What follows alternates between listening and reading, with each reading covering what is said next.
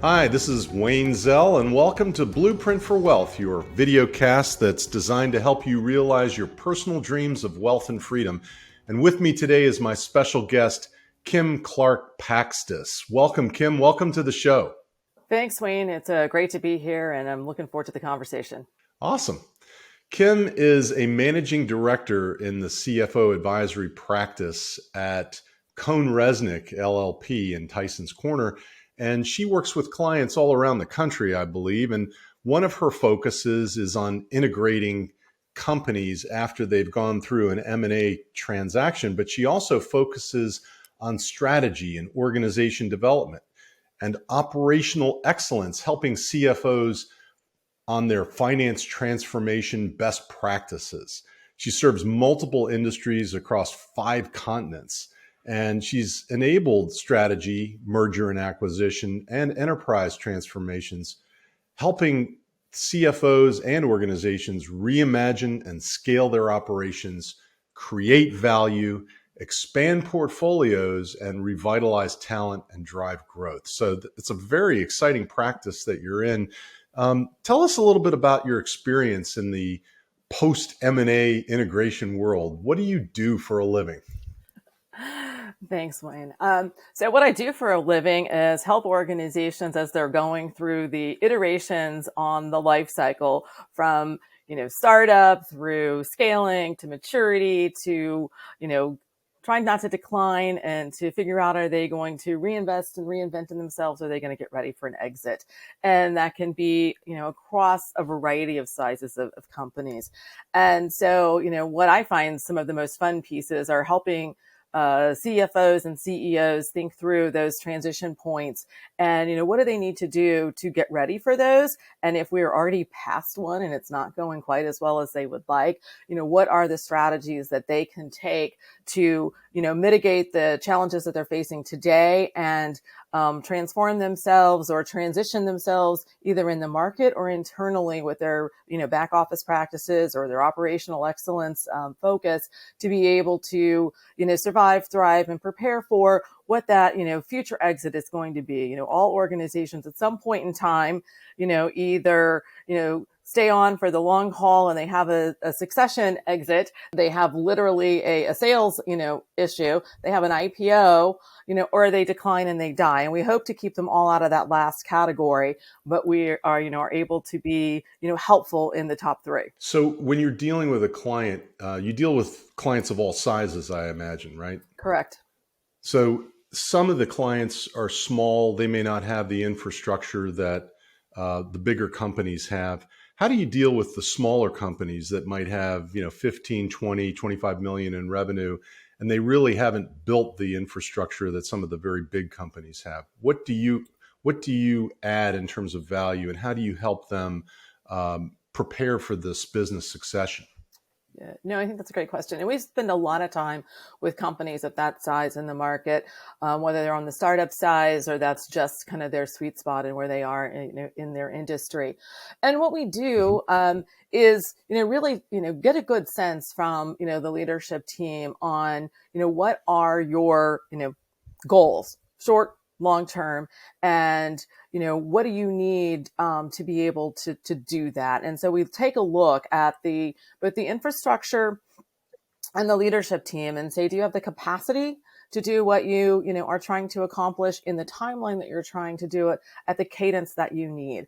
And so we work with them to create a blueprint around what that is. And in many cases, they're just trying to survive and make the day-to-day happen. And so we can come in and say, here are some things that you can do, whether it's people changes, it's systems changes, it's process changes, to get more capacity in the organization so that leaders can focus on the future. Also, we have the capacity to, bring in and help scale and, add people, to be able to, deploy and help organizations scale faster. So we look at that from a couple of different ways, and certainly some technologies that we can bring into play. Wow. So it's a full service type operation. You can bring people, you can bring technology, you can bring ideas. and you can help them formulate their infrastructure. Do you find that the goals of these entrepreneurs who have these massive, plans to exit are beyond what they're capable of doing in terms of what you're seeing when you go in and start digging behind the curtain? Some are and some aren't. I mean, it depends on what the entrepreneur's background has been. It depends on how much control they are trying to exert versus how much capacity they're trying to build in the organization. And, Mm-hmm. one of the observations is the more that, a leader can count on, and bring on other people who are just as smart or smarter than they are to help drive the organization are going to be those that are moving faster, moving better, and having more structure that's going to allow them to succeed. Do you all help these entrepreneurs and these companies find the talent? We do. We do have, we work with a number of different, so COOs, CIOs, CFOs. We can definitely help at the controller level. We have an outsourced group as well that we can take some of the transactional work off of the plate. So we can work at all of those different levels. And then frequently we will come in as thinking partners or, program management types to help lead through either difficult transitions or helping with the transformation of an organization to get from, point A to point B. And especially in that merger and acquisition timeline, helping think Mm-hmm. about, okay, we're getting ready. We want to exit. What do we need to do to make sure that we are attractive to the market? We're going to achieve the most value. We're going to, meet the timeline that we're looking for. And, we want to invest just enough, but not too much so that we're able to do those things. And so we can partner and say, these are the priorities. These are the areas, specifically within your finances that need to be cleaned up depending upon who you're trying to be sold by, and what's going to be good for your legacy for a company. And there are two different, types of leaders. Some want the money in their pocket and to go on vacation for the rest of their lives, right? Let's be honest. There's a lot of that. And others really want to build a legacy of the company that they've built, and they want it to be something that goes on, into another organization and lives, the life of the things that they have built, and at least either that technology, patents, or the methodologies that they've created, live on. And so helping them rationalize that thought and putting together the plan that's going to be successful on either one of those drivers. One of the questions I get from a lot of the entrepreneurs I work with is, at what point do I need a controller? At what point do I need a CFO? And, how big does a company need to get, or how complicated does it need to get before you have to bring in these financial professionals? What do you think? Yeah, no, and I think it depends on the industry, quite frankly, depending upon, so it's going to vary a little bit there. But certainly, as you get to, 10 million to 25 at a minimum, you're going to want that controller. I mean, you may be you may have, outsourced or have, a number of different, transaction processing groups that are helping you with HR and finance, and you've got that outsourced. But there's a point in time where you want to create culture, and you're going to need to do those things. So when you get, and when you get outside money, when you start getting outside money, people want you to have clean books. They want you to be able to do that. And you need to have some ownership internally. And I would say when you start fundraising, when you start looking at, bigger reporting, that's when you also need to start thinking about your CFO. And when you start thinking about moving, from scale, at scale, and certainly from scale to, fast growth, that's where CFO needs to come in. What about HR? I mean, HR is a critical component. And if you start having, more than 50 employees, you're subject to all of these federal requirements. You may be subject to requirements before that level. In bringing in-house a lot of the functions that you might otherwise outsource to PEOs or other organizations that might help you run the HR function. At what point do you need an HR professional running the human resource component of a business? Really, when you want to start to have a culture, and you want to make sure that that culture is inculcated, across the organization, and it's consistent. Mm-hmm. And when you want to partner, right? I mean, I think if you're just doing the transactional pieces and you're trying to save money, you can do that through all of those outsourced pieces, and your COO Maybe your CFO can take on those pieces. But when you're really saying we want to build an organization that's got legs, that's going to be sustainable, it's going to have multiple challenges, and we want to be building for the future, that's when a strategic HR person makes a lot of sense to be a partner, to help to think about the retention issues, the strategic talent issues, as you're going to go through those milestones. When two companies combined, in a merger and an acquisition, it's not that hard to get to the point of closing. I mean, I've done a lot of these transactions. The hardest part is putting them together afterwards. Tell us a little bit about your experience, maybe a war story or two, in terms of what happens after the deal is closed Yeah. and the money Yeah. changes hands. Yeah. Like everybody's like, oh, what do we have to do from day one? I'm like, on day one, you got to transfer money into the bank. Really, that's it. Yay, number one. Done, right? And we own that.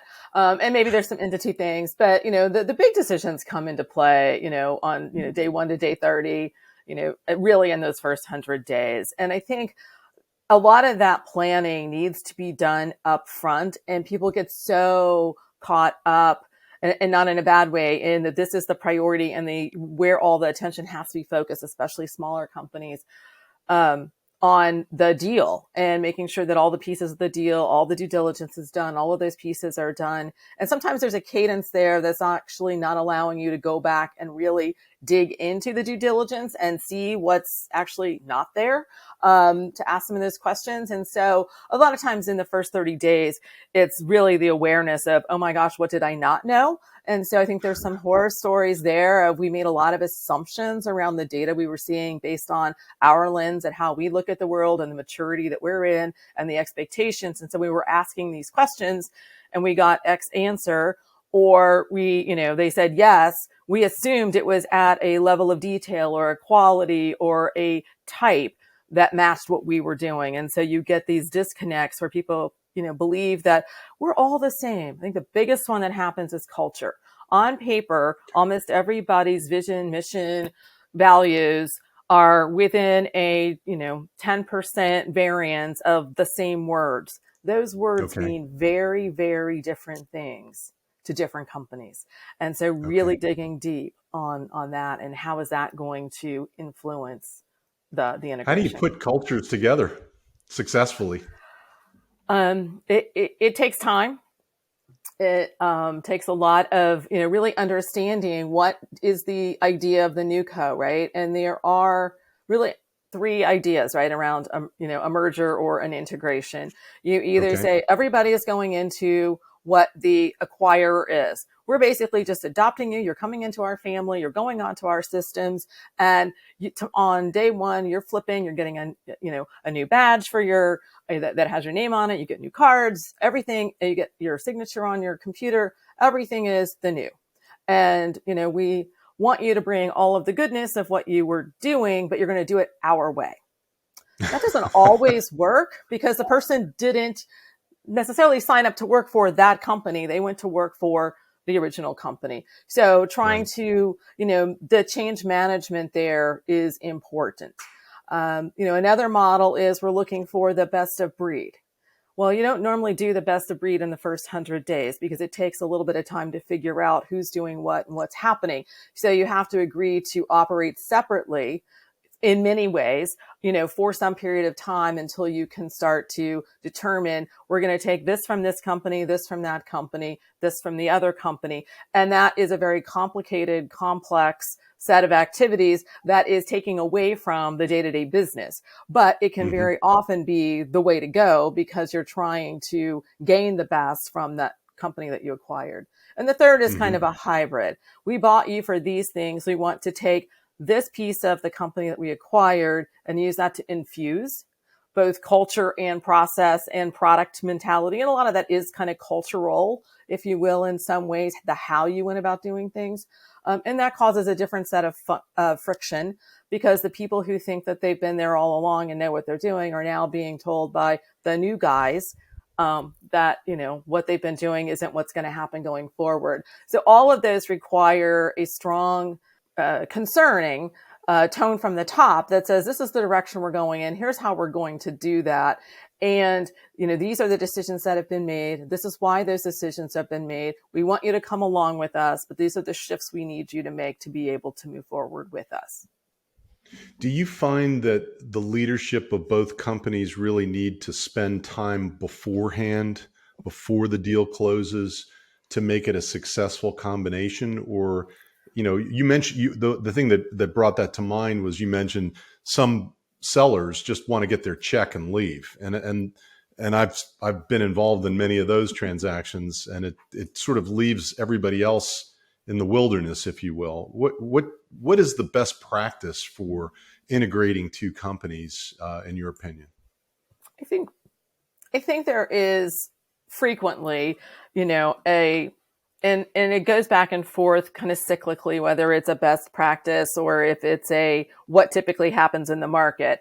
But that, the most senior leaders or the owners of the company or the founder of the company moves out upon, close, or stays in a different role and is no longer in that leadership role, both because of the financial conflicts in some ways, and because of the changes that are going to be required to be successful in this next state.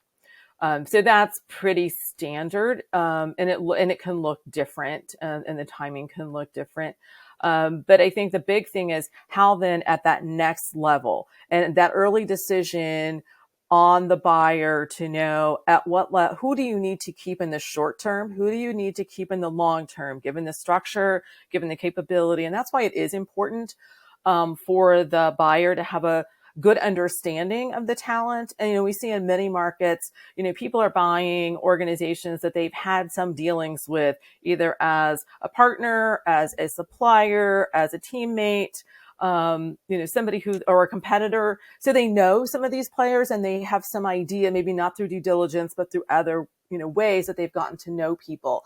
And that's really important. Horror story, was working with an organization that, had a very, very fast time to letter of intent, they've been thinking about it. They've been looking at the organization. They knew some pieces of it, but didn't know, everything about, the team, and had a super, super compressed time. And then when it came time to actually say, okay, we're on day one, here's where we're going. A lot of assumptions had been made in some of those conversations about who was going to stay, what roles were going to happen. They hadn't been fully articulated. And I think some decisions were made in certain small rooms, but the communication wasn't clear. And it created some friction and some discontent, and quite frankly, delayed the alignment of the integration. And quite frankly, in the long run, didn't have an immediate impact on the acquisition thesis coming to fruition, but it did in the long run because people didn't get started fast enough. So things didn't happen at the pace and cadence they were expecting. So planning ahead is always important, is the bottom line. Yes. What's the biggest challenge that sellers and buyers face post-closing, in your opinion? Getting started. Because they've just put all this energy into doing the deal and getting it closed and all the diligence and everything, and everybody's worked hard to get exhausted. So they're exhausted. So I think, now we have to start over again. Right. Yeah, I get that. That's a good answer. And I think how can a seller, I'm sorry, go ahead. And the other piece of that is communication, right? And I think this is where, and it doesn't matter what kind of change an organization is going through, the people who are involved in most cases have been thinking about this, have been working on something, either in the early planning stages, the exploration stages, 2 years, 18 months, a year. The rest of the company has no idea. So, 3 months before the close, the rest of the world gets read in and told this is what's going to happen. Everybody else the other people have been involved in it. They think they've said it because they've said it 100 times in a closet. Or, in a locked room. And Right, right. so they come out and they're like, okay, this is going to be great. The three, positive words that come out on the day of the close, we're all going to go forward and be a happy family. And it's not really clear what that means, right? So having clear communication, ongoing communication, and really strong decision points, and that plan that says, these are the things that you're going to expect to see when the changes are going to happen. And we may be wrong, but this is what we're directionally going towards, is critical. That's getting a lot better in larger organizations, but in smaller organizations, there's still less thinking about how are we aligning all of those things and shaping them so people understand the disruptions that are happening to the organization. The best deals that I've seen happen where the acquisition is successful is exactly what you described. So there's communication not only internally on both sides, but between if the buyer comes in and has a good communication with the seller early on as to how things are going to work, and not trying to rush things through and making assumptions without having done enough digging and diligence and communication, it can be very, very devastating to both sides when it's like you went out on a date with somebody, one date, and you said, let's get married. You get married, and then all of a sudden you find out, oh, well, maybe this isn't the person for me. I used that same analogy the other day. It's a lot like dating. And what are you doing? Are you just going to put on some lipstick? Or are you going to go to the gym for 3 months beforehand, right? What are you doing? Especially on the seller side, right? How are you preparing, for that exit? Do you all help the sellers get ready for the exit? We do. We work in a couple of different ways to do that. Some of it is very tactical in terms of, making sure that they're ready from a reporting perspective, looking at the numbers and helping them, make sure that, their processes are more standard, that they've got easy ways to prepare for the due diligence. And certainly our, not my team, but my very close colleagues, in the transaction advisory services do a lot of due diligence, and we support some of that on the financial analysis side. But we do help kind of think through with the sellers, what is it you're trying to accomplish, and how do you make yourself more attractive? Again, that has to happen up front, yes, and less on, and we can certainly do that from an operational perspective, but we really look at it from a financial model perspective. Helping them build the processes and filling the value gaps that currently exist so that they can sell successfully. Exactly. Absolutely. Well, thank you, Kim. We've been talking with Kim Clark-Pakstys of CohnReznick. And, if you want to know more about what she does and how she does it, how can they get in touch with you, Kim? So the best way is probably going to our website, and it's on CohnReznick.com, and that would be great. You can find me out there. You can find me at kim.clarkpaxtis at CohnReznick.com. You can also find me on LinkedIn. Awesome. Thanks for being a special guest on Blueprint for Wealth too.